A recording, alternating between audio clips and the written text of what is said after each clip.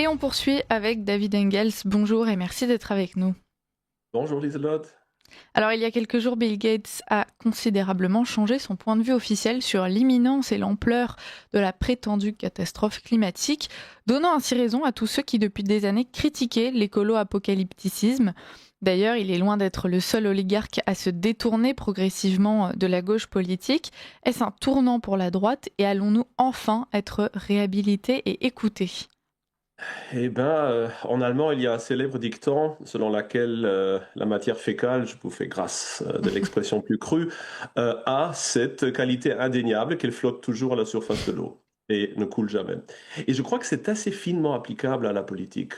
Dès lors, je crois que tous ceux qui s'attendent à un vrai changement d'élite seront très déçus. Sur les réseaux sociaux, dans les cercles militants ou les conversations entre amis, on entend toujours cette petite phrase à moitié autosatisfaite, à moitié désespérée: je vous l'avais bien dit. L'idéaliste de droite s'imagine alors un avenir où l'histoire lui donnant raison, les masses, enfin éclairées de ses concitoyens, viendront le chercher pour lui demander pardon, écouter ses conseils, le célébrer comme un visionnaire, voire l'implorer de les sauver de leurs propres erreurs. Quant à ses adversaires d'aujourd'hui, des journalistes, des professeurs, des activistes, des ministres, ils seront démasqués et bannis de la scène publique pour croupir dans la honte. En un mot, justice sera faite, le prophète réhabilité, la vérité triomphante. Mais hélas, rien de cela n'arrivera. Même si chaque thèse du conservateur idéaliste se confirmait, il ne récolterait pour autant ni gloire ni pouvoir. L'histoire n'est pas morale, elle ne récompense que très rarement ceux qui ont eu raison et encore moins de leurs vivants. La vraie politique n'est pas affaire de justice, mais d'efficacité et surtout de calcul. Elle appartient aux réalistes, aux machiavéliens et aux opportunistes. Aux réalistes qui s'accommodent des faits au lieu de s'en indigner, aux machiavéliens pour qui le pouvoir justifie les moyens, et aux opportunistes, ces caméléons éternels capables de survivre à tous les régimes. Vous pensez à des exemples concrets récents ?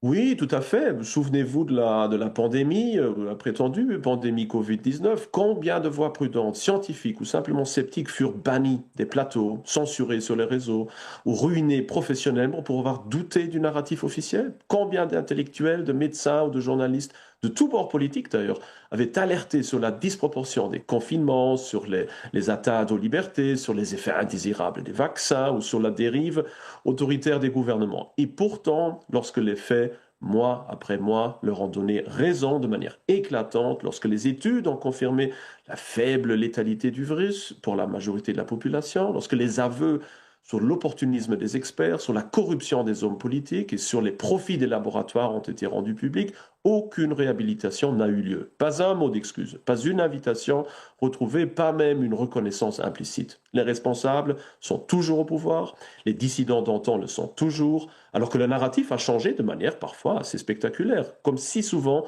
la société a finalement préféré l'amnésie à la repentance. Cet épisode n'est qu'une miniature du drame que vit tout idéaliste. Il espère que la vérité suffira à vaincre le mensonge, mais le menteur, lui, sait toujours mieux survivre. L'homme d'État moderne ressemble moins à un Savonarole qu'à un Talleyrand, une mer d'en bas de soi, pour citer l'empereur Napoléon, et renouer avec notre dicton initial. Cynique, souple, indestructible. C'est encore ce type humain qui dominera demain, après les convulsions qui s'annoncent, les tempêtes économiques, migratoires et sociales balayeront les Savonarols, mais les Talleyrand flotteront toujours. Ce genre de retournement n'est d'ailleurs pas sans rappeler les analyses prophétiques d'ailleurs du dissident soviétique Yuri Bezmenov. Selon lui, les régimes totalitaires, quand ils voulaient déstabiliser des États voisins, utilisaient des idiots utiles, des intellectuels idéalistes, persuadés de préparer un monde plus juste, mais destiné à être éliminés une fois la révolution accomplie. Ces idéalistes croyant servir l'humanité n'étaient qu'un marchepied pour les cyniques. Et de même, dans un futur proche, une fois le réalignement du grand capital sur les valeurs plutôt tradicivilisationnelles qu'écolo-mondialistes achevé, les militants de droite pourront bien découvrir qu'ils ne sont plus utiles. Les oligarques, politiciens, administrateurs, probablement, après avoir lâché un peu de lest et réglé quelques petits comptes personnels, reprendront fermement la main. Pour l'idéaliste conservateur, la leçon est donc double. D'abord, les moments où une conviction peut peser sur le cours des choses sont rares. Ce sont ces brefs instants de crise où l'ordre ancien chancelle. Ensuite, une fois la stabilité revenue, le système se referme très vite. L'administration, la communication et le compromis reprennent la main et l'ancienne élite réaffirme ses positions, prétendant avoir toujours fait partie de la dissidence. Agir suppose donc la promptitude, frapper au bon moment avant que le désordre ne se fige à nouveau en un équilibre et surtout réclamer des changements personnels tant que le fer est encore chaud. Or, comment vaut-il donc analyser le réalignement du pouvoir qui se passe devant nos yeux aux États-Unis? Bien, en effet, depuis quelques mois, un phénomène saisissant se déroule sous nos yeux, une recomposition du pouvoir culturel, économique et symbolique autour de la figure de Donald Trump et de son mouvement MAGA. Et ce réalignement dépasse la politique américaine. Il touche les fondations même du monde globalisé.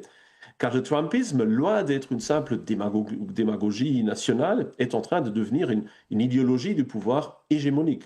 Après avoir soutenu pendant des années la croisade morale du progressisme mondial, mêlant écologisme de façade, moralisme égalitaire et gouvernance financière, les grands acteurs économiques s'y opposent désormais. Nul besoin de parler ici d'Elon Musk, premier oligarque à avoir rejoint le côté sombre de la force. BlackRock, après avoir symbolisé la moralisation verte du capitalisme, quitte ses engagements net zero et recentre sa stratégie sur les énergies classiques et sur la défense. Meta, Amazon, Google, jadis tous fers de lance du wokisme militant, limitent maintenant la censure idéologique et se montrent soudain très discrets sur les questions LGBT ou migratoires. Même Bill Gates, figure tutélaire du technoglobalisme, reconnaît que la crise climatique a probablement été exagérée et investit maintenant massivement dans l'énergie nucléaire, car il vient de s'engager si fortement dans l'intelligence artificielle, très énergivore, qu'il doit absolument minimiser les coûts de l'électricité. Tout cela n'est pas une véritable conversion morale, mais un réalignement purement stratégique. Les élites économiques sentent le vent tourner, le centre de gravité du pouvoir glisse du progressisme moral vers l'impérialisme civilisationnel. L'argent, et avec lui les médias et les politiciens, suit seulement cette force, ce pouvoir. Le capitalisme vert, le capitalisme inclusif cède la place au capitalisme martial, celui qui mise sur la défense, les infrastructures, la souveraineté technologique et le réarmement industriel. D'ailleurs, les symboles ne trompent pas. En 2025, les multinationales américaines ont massivement réduit leur participation à la Gay Pride. Les grandes fondations ont diminué leurs subventions aux ONG climatiques et les influenceurs progressistes, jadis omniprésents, se découvrent subitement orphelins de sponsors. Les plateformes de streaming et les réseaux sociaux épurent aussi discrètement leur contenu militant. La finance n'est désormais plus à Davos, elle est à Mar-a-Lago. Ce réalignement n'est pas seulement économique, il est aussi morphologique. Il traduit le passage du libéralisme moral au césarisme pragmatique. Les milliardaires, longtemps convaincus que leur légitimité passait par la bien-pensance, embrassent maintenant les nouvelles possibilités offertes par Trump et surtout se rendent compte que le pouvoir politique sur des civilisations entières, plus que jamais, peut être acheté à coup d'algorithmes et qu'il y aura bientôt une époque après Trump. Et l'Europe peut-elle rester à l'écart de cette transformation, David? Eh bien, l'Europe, elle reste divisée, comme toujours. Ses élites continuent de brandir le catéchisme vert et inclusif tout en négociant en coulisses leurs nouveaux intérêts dans la défense, l'énergie, les technologies. Les gouvernements invoquent la décarbonisation tout en subventionnant de nouveau le gaz et le nucléaire. Les universités dénoncent le patriarcat, mais multiplient maintenant les chaires en sécurité numérique. Les banques parlent toujours d'éthique, mais ils investissent maintenant dans la guerre. Sous le vernis moral, il y a toute une tectonique qui est en train de bouger. L'Europe se prépare, elle aussi, tout doucement, peut-être même sans le savoir, à son moment césarien, bien que ce dernier risque d'être à la traîne des États-Unis. Dans ce contexte, les conservateurs doivent cesser de rêver à une réhabilitation morale. Ils ne seront jamais applaudis pour avoir eu raison, mais ils peuvent agir, en sachant que l'histoire appartient à ceux qui savent transformer la lucidité en pouvoir. Car la grande question n'est plus de savoir qui avait raison, mais qui aura la main et saura reconnaître le bon moment. Les idéologues de la bien-pensance sont peut-être en train de perdre la bataille culturelle, mais ceux qui les remplaceront ne seront pas forcément plus vertueux. Ce seront, comme toujours, les réalistes, les machiavéliens et les opportunistes. Le rêve de l'idéaliste, celui d'une victoire morale sur un monde rationaliste, est beau, mais n'existe pas. Ou du moins seulement pendant quelques courtes années ou décennies. Si l'un de ces fameux hommes providentiels, si courants dans l'histoire française, fait son apparition, un vrai Auguste capable de concilier la force et la loi, la foi et la grandeur. Mais ces réflexions quelque peu désabusées doivent-elles nous rendre maintenant cyniques pour autant? Pas du tout. Le véritable idéaliste doit agir pour la cause, non pour sa propre justification. il veut voir changer le cours des choses, même si l'inévitable platitude et la corruption du genre humain reprendront rapidement le dessus sur les changements idéologiques et institutionnels. Celui qui attend d'être reconnu avant d'agir ne fera que commenter la victoire des autres. Mm. Merci beaucoup David Engels pour cette chronique et je vous dis à la semaine prochaine. Avec plaisir, à lundi prochain.